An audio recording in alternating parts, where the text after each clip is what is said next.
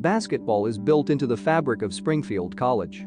The game was invented by Springfield College instructor and graduate student James Naismith in 1891 and has grown into the worldwide athletic phenomenon we know it to be today. The story of how Naismith invented the game through a charge by Luther Gulick, then the college's physical education superintendent, to come up with a new indoor activity that could be played by college students during the long New England winters is well known. What isn't often told is that he created the game in our Springfield College humanics philosophy, educating students in spirit, mind, and body for leadership and service to others.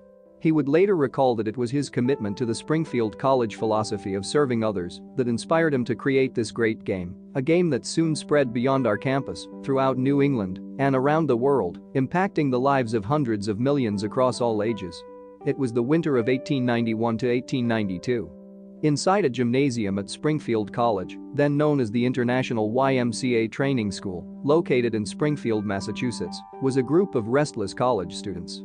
The young men had to be there. They were required to participate in indoor activities to burn off the energy that had been building up since their football season ended.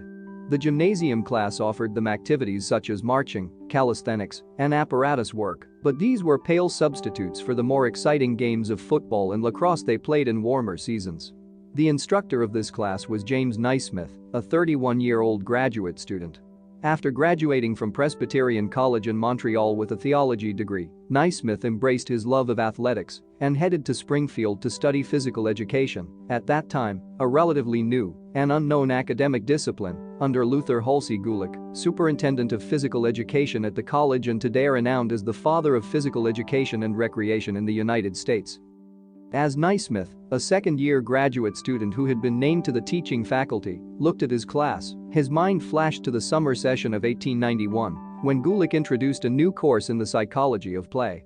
In class discussions, Gulick had stressed the need for a new indoor game, one that would be interesting, easy to learn, and easy to play in the winter and by artificial light. No one in the class had followed up on Gulick's challenge to invent such a game. But now, faced with the end of the fall sports season and students dreading the mandatory and dull required gymnasium work, Naismith had a new motivation. Two instructors had already tried and failed to devise activities that would interest the young men. The faculty had met to discuss what was becoming a persistent problem with the class's unbridled energy and disinterest in required work.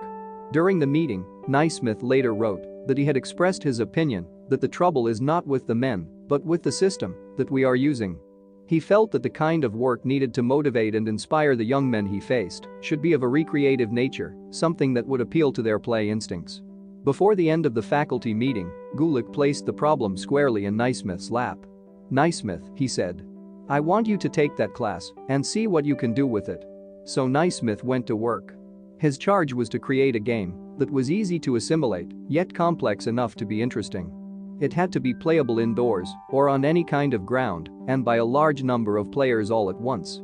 It should provide plenty of exercise, yet without the roughness of football, soccer, or rugby since those would threaten bruises and broken bones if played in a confined space.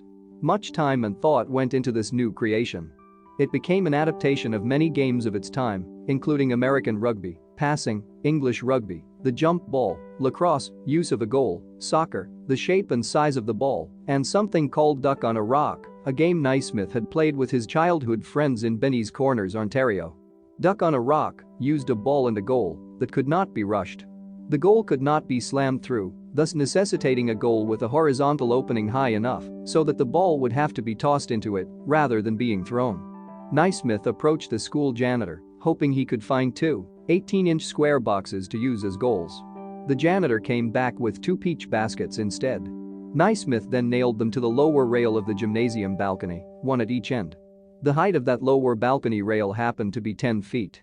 A man was stationed at each end of the balcony to pick the ball from the basket and put it back into play.